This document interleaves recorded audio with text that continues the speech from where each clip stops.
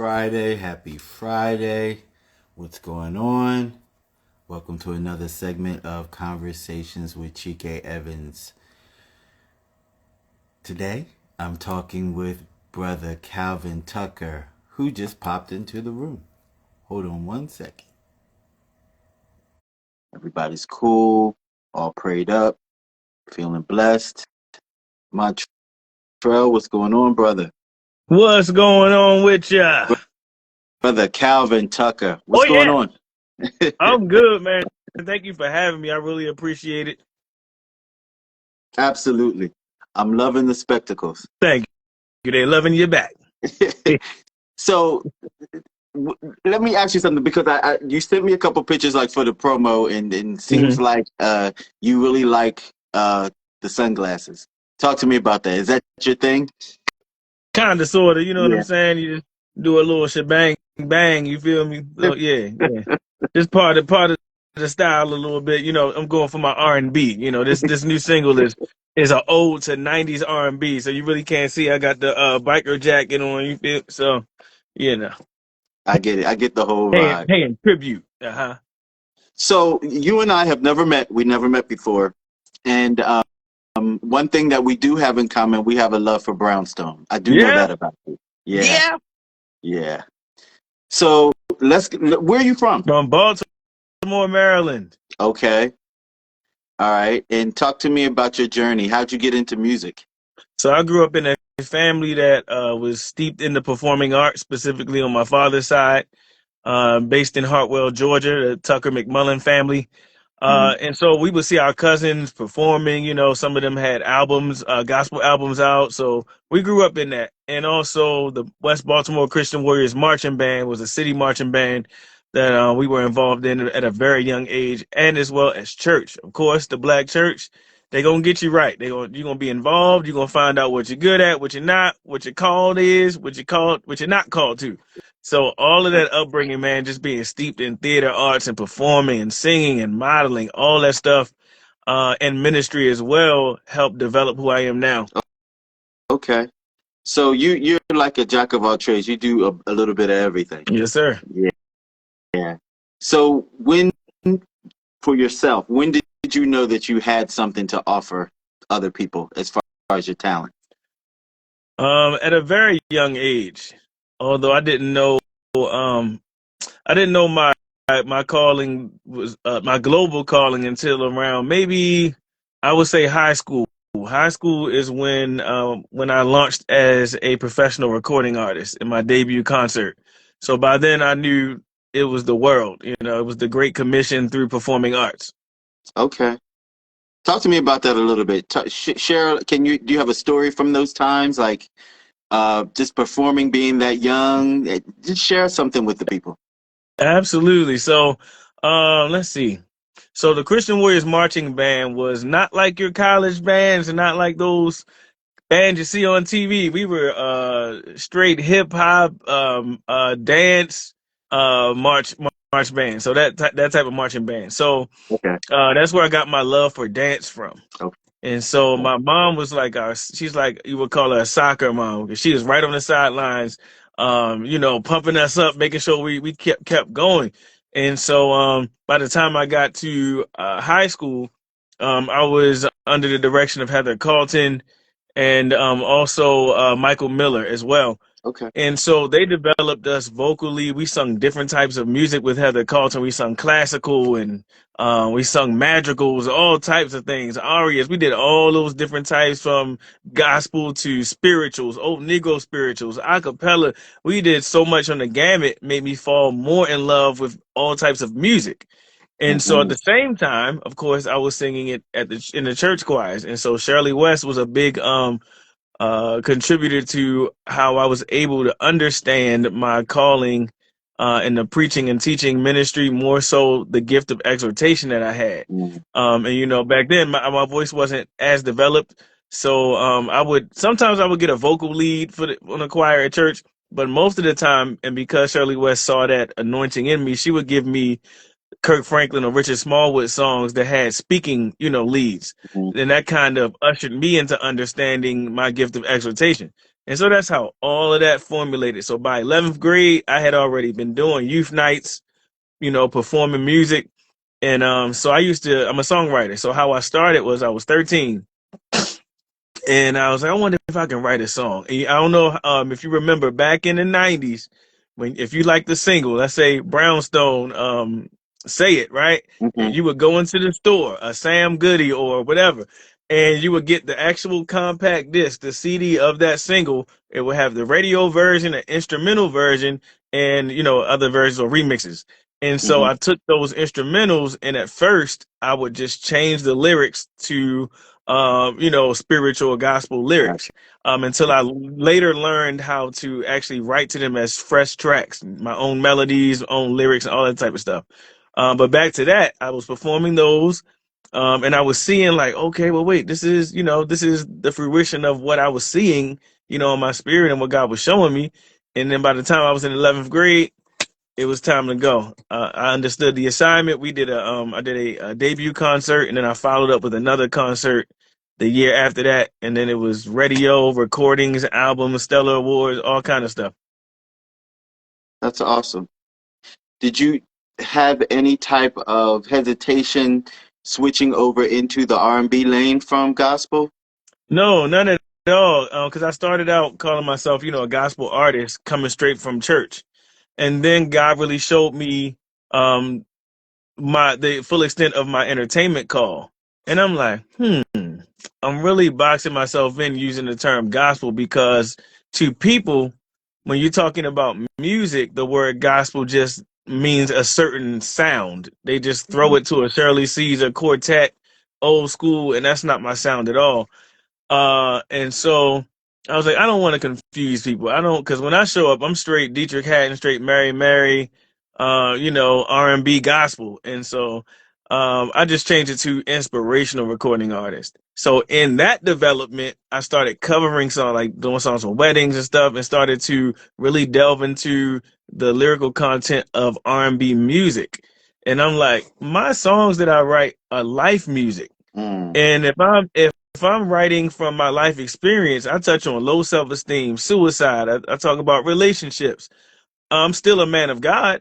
So Hmm. rather I put a scripture in the lyric or not, does that mean it's not gospel anymore? And so I dealt with all of those things as I transitioned to R&B. So these three to four songs that are on my new online music Hmm. apps, that's all the R&B music. So that's more recent. And so this Okay. new song that's coming out, Undo Over, which I'm promoting right now on the Undo Over tour, it comes out on Valentine's Day next Friday. Is featuring Scola of Drew Hill and Rel, formerly signed of Rockefeller Records. And so this is the R&B wave. My music will always be clean. It will always be motivational. It will always be introspective and retrospective. Make you think a little bit. Right. Explain that title to me. Undo over. Yes, sir. So, but the interesting thing is, I didn't go into the studio planning to write. It's a breakup song, but I didn't Mm. intend for it to be. So I just went in, regular session with one of my producers, and he was pulling sounds from one of his databases. Sometimes producers have databases where they can get free sound bites or full instruments, whatever you want, and you can pull them in a session and do what you want with them. Okay. So I heard this sound like when the song first drops, that when y'all hear it, that whole thing. I was like, wait, what's that? Give me that. So it started out as that. So we co-produced the track basically. I'm like, give me this amount of bars of this. All right, pulling this and that kind of thing. When I went Hmm. home, listened to the track, I'm like, wait, hold on. This track is really feeling like it's sounding like it's really sexual. Like it's really that. I was like, wait. Okay. That's not my call. I don't even want it to be. But I'm just hearing like this is a very sexy instrumental. And I was like, wait, okay. We didn't waste our time. What else am I hearing? What else? I sat there, I just listened, and then God just gave me words. I just started singing part of either the verse or the chorus. By the time I got to the end of like the first verse, I was like, oh snap, this is a breakup song. Interesting. And so that's how Undo Over answers the question, would you take your ex back? So many times Ooh, people are like, I need a do over. You know, I want to do it again. I'm gonna try again. I know this now, understand a little differently. I've grown. I'm gonna do over. And so, this song is "Would You Take Your Ex Back?" And the lyrics are the explanation for the reason why I absolutely would not. got you. Yes, I understand. and anybody can relate to it. It's not just for romantic relationships, friendships. Wait till you hear it. You'll understand. It's very introspective. It's dope.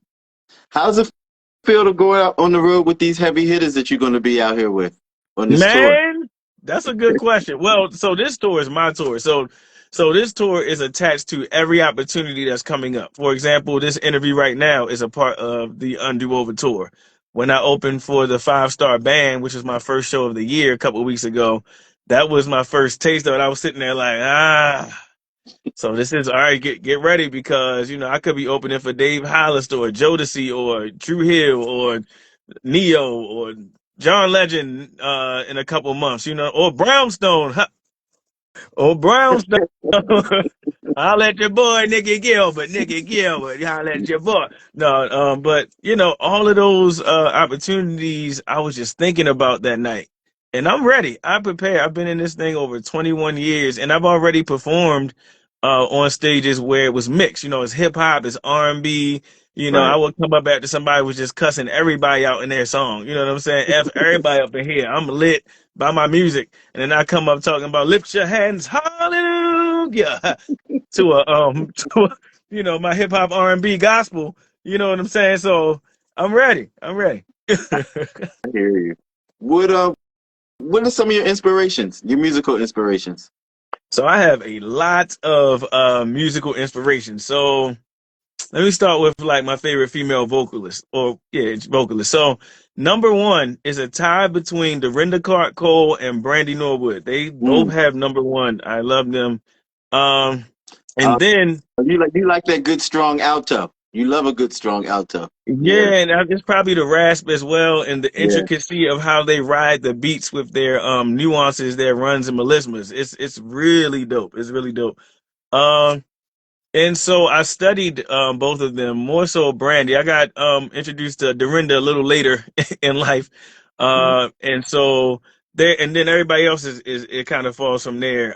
There are the Tanks, the Yolanda Adams. I studied Yolanda Adams for a very long time in terms of her live performances. Hmm. And so she has a skill with her anointing that is crazy. So I have VHS tapes of all kinds of. That's one of my hobbies I had in high school as well. I would watch all the award shows, all 106 in Park, or even before that, BET Soul, all that type of stuff, and record 112 and Faith Evans, all these different people, and watch back and study how they perform with a band, how they perform with tracks, how a Hmm. lot of them, or some of them, it takes a very unique artist that can perform as powerfully and consistently with a track that than they did with as they did with a band. I was watching all that type of stuff, just preparing myself um, for however I was supposed to present my craft. And so it's Yolanda, the Kim Burrells, all of the Clark sisters, of course, Hmm. um, Mary, Dietrich Hatton, man, Dave Hollister, Isaac Caree, Joe, Eric Benet, Calvin Richardson. Mm. One of my favorite male vocalists is Rel. So when God put Rel and Scola on my heart, when I was listening to, I'm like, all right, this is a breakup song for Undo Over. I'm talking about. I'm sorry, and I was just like, I feel like I need two brothers on here, and I was like, well, what if I could get two mainstream artists? How is that too crazy? Is that and they both of those popped up. Both of those names popped up. I reached out to them individually on the same day, and they both immediately said yes. I was like, Wow. wait. Okay, time out, guys, time out. This is looking like it's too good to be true. All right, because there's some controversy around my vocals, and that's what I mean by that. I'm confident in my vocals. However, my pitch accuracy is a little questionable every now and then. So, and I have a unique tone. So I was like, wait, this is seeming too good to be true. So then I went back and I messaged them links to my current music, and I specifically was like, well, this is the sound that our song would sound like. I'm using the same studio, same mixing, mastering. This will be the end product of how it would Right. sound. They still was on. I was like, okay, God, Okay. I don't need to check nothing else. We ready to go. So yeah, a lot of That's people pretty had to. phenomenal, though. Let's back up a little bit. That's pretty Okay. phenomenal. Let's talk about, first of all, your gumption to even dare Hmm. reach out to these people. Talk to me about that, because one of the things that I like to do is inspire other people, and somewhere in there is a story of confidence Hmm. and assuredness, and I want you to talk about in full detail what gave you the gumption to even be able to reach out to these people. It's a combination of God's call on my life and how I was raised. Mm, So I have two sisters. One is younger; she was born in the '90s, and my other one is 2.5 years older than me. So we were kind of like twins growing up. All right. hmm. So our parents raised us that we weren't better than anybody else, and no one was better than us. Right. And growing up, just being brought up like that caused us to love everybody Hmm. and be about everybody and be about unity. And so what it also did for me was I didn't have issues with confidence. um, I didn't. Um, my family will tell you, like, I started experimenting with clothes and stuff at a very young age. I would be a little young and walking down the block with this weird outfit on and just doing me. Like, I wanted to wear certain things to school, and my parents kind of had to support me, but they were like, nah, you not that one, not that. And so things like that. I was very interesting kid and still an interesting man. And so I was this way always because once they told me a couple times, you're not better than anybody else, they're not better than you. It ministered to me in ways that I didn't understand it would Hmm. until now. It caused me to have this consistent understanding that I can do whatever I focus on doing. And then when I got saved and had a relationship with the Lord, now it transitioned to I can do whatever that I'm called to do and empowered by the Holy Spirit to do. Okay. Mm. And so my friends will tell you, my family will tell you, I will ask anyone anything in terms of networking and collaborating. And people will sometimes ask, they'll be like, so you're not scared enough. You'll ask anybody. And I was like, yeah. He was like, somebody was like, and so Beyonce, if you walk past Beyonce, was standing by Beyonce, would you ask her to be on the song? Absolutely. They was like, you would? Why wouldn't I? She's an artist just like me, passionate just like me. All she can say is no. Right. That's all she can say is no or heck no. You know, or she can say like Rel and Scola, yes. Come on. And so it's okay. I'll give you one more. So I was a young preacher as well, right? Mhm. And so in the black church, it's a lot of competition. Like you are kind of brought up in competition with it. It's crazy. I didn't know it was like that until I got into the process. And again, I'm not with the competition. And so some of the ministers in training at that time would ask me, they'd be like, because it was always a discussion. Well, because we always had to be ready in case the pastor was not there to preach, right? Or if he called us on any Sunday, right? So sometimes we would have these discussions like, okay, so would you preach after the pastor?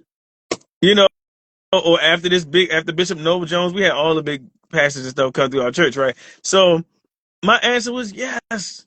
If I'm called to present the gospel, God is not going to put me up there with a fake gospel. He's not going to put me in front of the people with something he did not prepare for somebody to hear and be changed.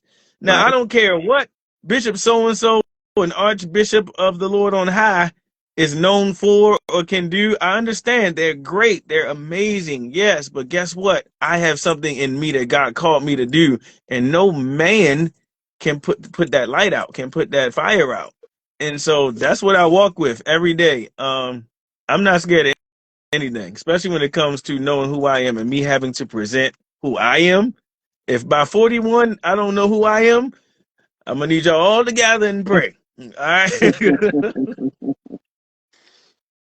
What are Mhm. your thoughts on the industry now? Because I know, like, of course, you're a fan of the '90s, so am I. Mhm. But music has changed so much since then, and more so, in my thoughts, it's the business of it has changed. So therefore, what sounds we get have changed because it's a singles market now, as opposed to um, full musical projects like albums. People aren't putting out albums anymore. Talk to me about your thoughts about the state of music now. Yeah, it's unfortunate. For budget reasons, I'm moving the singles route. Hmm. However, that also helped me to not be so down about it because I come from that I want a body of workout. I like pushing play, running it through. But realistically, I couldn't do it. Couldn't do it. So I was like, all right. So I've had one or two songs a year for the last couple of years, and I'm good with that. Now I'm not good with that, but I'm good with that until this undo of a song launches me into a territory where I can then sit down and complete my project and then drop it while doing other stuff. You can still do singles, collaborations, all that. But sound wise, it's so much different. And I hear a lot of people talking about the lack of musicianship and the lack of bridges and musical transitions that made a song move you. Hmm. And I agree, because I'm limited in that way. I'm not a musician. I have to rely on whatever I'm able to coordinate with a producer. And if a producer that I'm working with, so on my gospel project, I have a couple of songs where the producer I was working with, he was big on having musicians still play. Like we would go into a click track, you sing the song, the musicians would come Hmm. and compose to that. And so that's how I would prefer it too. If I can't do it, I've never done it old school where the band was there and we create. That's a dream of mine too. I gotta do it. Because if it was up to me, all of my projects would be live, even if Yeah. that meant a track, like a track, background singers, and then me live. If I had to, compromise like that. But a band with musicians and singers, that's what I would prefer. Right. So this new wave, I'm not. So the only thing I don't like, and I'm not looking forward to, because we got to accept all of the new stuff. I'm just sick of hearing all this computer stuff. And I don't want to bash the artist that I went to because he's one of my favorite. I went to his tour of 3 years in a row when it came to the DMV. And the last two, it was like he was, he's known for lip singing because he dances a lot, but he was lip syncing or singing through a computer mic, right? And I'm just like, in the last show, he had two rappers on it. So it was a whole night of computer. I was like, I can't do it. I can't. It was everybody was yeah, yeah, like that sound, that computer sound Yeah. was Yeah. all but an hour and a half of you got a rapper, a singer, and another rapper, and all y'all sound the same. Yeah. It's crazy. That's what I hate. Now, AI is what I really hate Yeah. because they're the labels who have signed AI artists. You just in the computer making fake stuff. Like that's what because we're artists at heart. We come from real talent, real music, real entertainment. And by the time this AI stuff get rolling, and the younger kids that come up after that, they're not going to really be um versed enough in what we grew up on to understand the difference. That there is a big difference, and it's a Yeah. big lack. Yes. So I'll leave it there. But yeah, that AI stuff, man, I'm not with it. And so with the AI stuff, I mean, I get it, but I don't get it. Part of what grounds me in music is, like you said, the live music. Mm-hmm. How would you ever hear AI uncomputerized? You would never You be able to wouldn't. go to, yeah, this is what I'm saying. So one of the things that I love the most is when an artist creates a song, they write a song, it's on their album or it's a single, Mm-hmm. but then when they perform it live, it has a whole different texture to it because you have the live band and it's right there in your face, and it's a lot of improvisation because now you have the synergy between the band and the artist, and they're basically, it's the same song, but they're creating a new sound on the Mm-hmm. spot. Yes. That's the thing I love about music. Yes. And then they can do different versions of that song to keep it fresh, Yeah. like like the pros that we love, the Erica Badu's, the Karen Clark Shears, the Kimberells Hmm. have these different medleys of different versions and interludes. And Hmm. the younger generation not doing interludes and versions and medley. That's not true. Some of them are. Some of them are. I remember Money Long did a dope medley at the BET Awards and took us to church. That was dope. So they are. Let me Yeah, I say call that. people like her, Lucky Day. I call them the different ones. They're different. Mm. They pay homage to yesteryear in their music. Mhm. Hmm. Yeah, yeah. Who are you listening to now? everybody. I didn't even talk about my country influences, man. Rascal Flatts. What's my girl? Sarah Evans, the Dixie Chicks. Woo. You want to talk about harmonies? You want to talk about put you in a place? You want to talk Yeah, about worship? Get out of here. That song Landslide is one of my favorite songs of all time. I yeah. don't know what that song is talking about, but I can hear a testimony in it to minister. And I got the track at one point. I was going to actually sing it. I'm gonna cover that song one day because the song is. I'm gonna also. I think I did before, but I need to go back research again what the original intent of the song is so that I can make sure it's not all the way left. But I don't think it is. But it's powerful. Anyway, the Dixie Chicks. There's a lot of others, and so yeah, I forgot your original question. I'm sorry. No, I was just asking you who you listening to now these Oh, days. okay. Yeah. I'm listening to everybody. Mario's new album is crazy. Usher, of course, the gospel that's coming out from Erica Campbell to JJ Harrison just did a new recording. JJ Harrison and Youthful Praise Hmm. in DC. They're in DC now. Their church that they pastored, him and his wife. And I'm waiting for that to come out. I was there that night, so I'm waiting for that to come out. Um, so I'm still listening to that. Their CD is actually in the car. I just finished it an hour ago and have a different one in now. Tori Kelly, Jonathan McReynolds, Brandy, of course. Brandy and Dorinda stay on rotation. Hmm. They stay on rotation. Um, Kevin Ross, uh, uh, a lot of people. Okay. Lucky Day, of course. Oh, BJ the Chicago Kid. Man, Oh my goodness. Oh my goodness. Yeah. man, his albums are experiences. It's Hmm. crazy. His albums are like a different world. That's the type of artistry I love. Yeah. A lot of artists can do it on their CDs, and then other artists do it at their live Right. shows. And they Right. just, when it's their time on stage, you are in a world That's of pure it. art, pure passion, and that's what I want to give and present. Um, whenever I step on stage, I just need whatever God has given me. I need that time that is mine for it to come forth strong and clear Mm. and not diluted. That's what I need. So what should we look forward to in this tour? Yes. So this tour, you're gonna look for more radio opportunities, blog opportunities, podcast opportunities, Instagram live opportunities, and of course, we're praying for me to open for some major acts. Okay, there are some discussions happening. You know what's funny? I thank God. Let me testify real quick. I have been in meetings and discussions in the last couple of weeks since I started to promote that I have never been in my life Wow. for my music. Some of those I had. So I come from promotions. I've been trained in it. So I've been managing myself too. I used to intern at Habakkuk Music Threefold Music Okay. Group.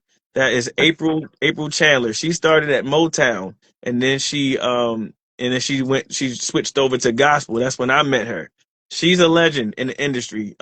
She's worked with CC Winans and Wu Tang, all that back in the day, and then she also helped launch the careers of Jonathan Nelson, Jessica Green, and so many others. I was there working with her to launch Jessica Green. Through that experience, I was head of doing radio tracking, different things like that. So, and I was sitting on some meetings, so I was able to be a part and hear some things. But for myself, man, I have been in discussions and have sent out, because you have your team send out things like, this artist can open on this tour. This is what this artist does. You send out your packages. The Hmm. responses I'm getting of consideration, Hmm. not definite, but of consideration, are blowing my mind. And I'm like, God, and that's another reason why you asked me about the courage thing, like jumping out.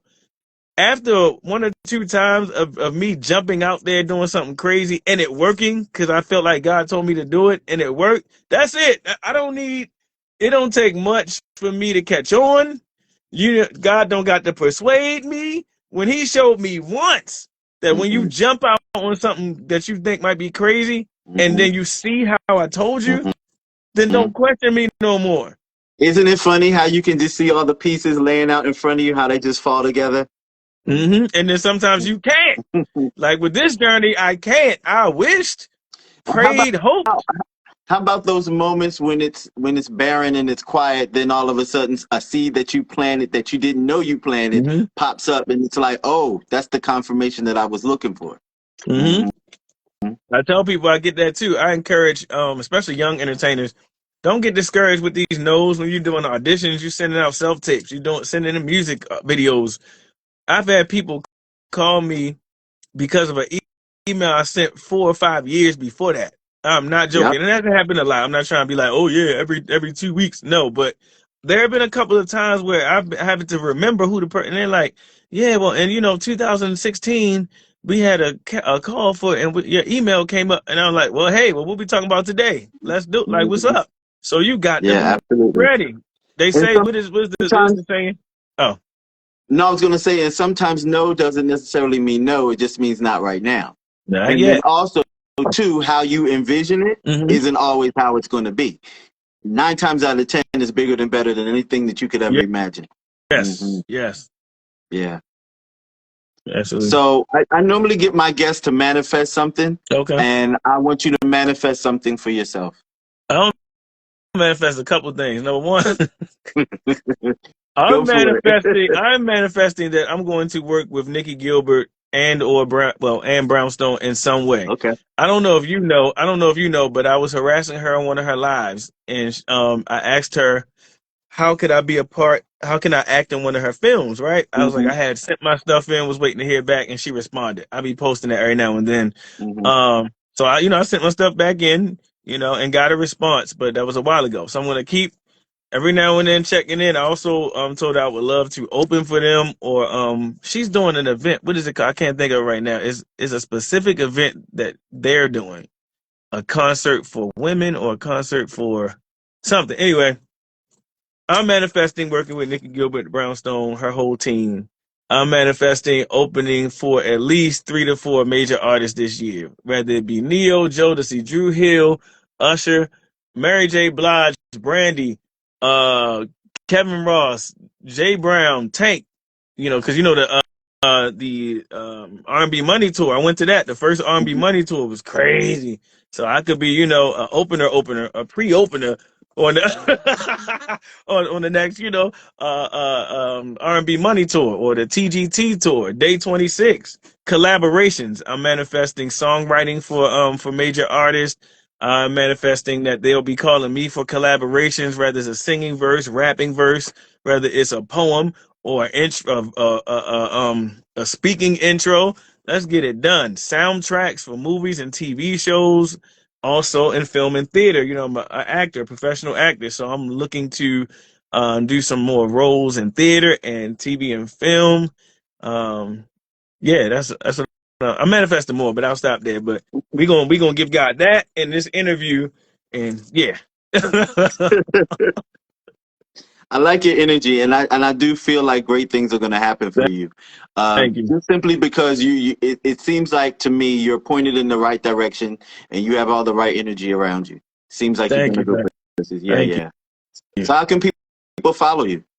You can follow me right here at Calvin, the number 2, ENT. You could also log on to www.calvinthespecialist.com. That's my website where you can find out about the fashion, music, everything else is all on that site. Yeah, you can just keep your eyes and ears open. You also can pre-save Undo Over in Spotify and I believe also in Apple. It comes out next Friday on Valentine's Day.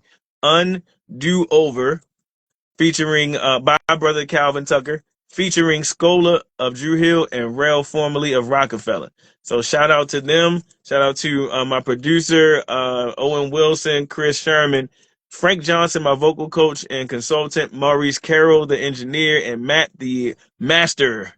Fila, shout out to Fila. She's the female vocalist on The Hook. Mm. Beautiful voice, amazing voice. Shout out to her for being a part of this song. Everybody who has helped me and will help me. Shout out to Chike.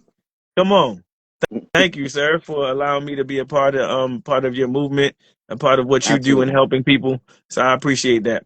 Yeah. Thank you for reaching out to Yes, me. And it's a pleasure having you on. And you definitely have to come back. I like to stick with my artists. I like to help promote my artists that come on my platform. Once you're part of my circle, you're forever part of my circle. Amen. And yeah, I'm wishing the best for you, brother. Thank you, I sir. always say art matters. Great Yeah. art inspires. Yes, sir. Thank you. And we'll talk. Let's talk after the release. Absolutely. Yes, sir. All right. Thank you Thank you, again. brother. See y'all later. God bless.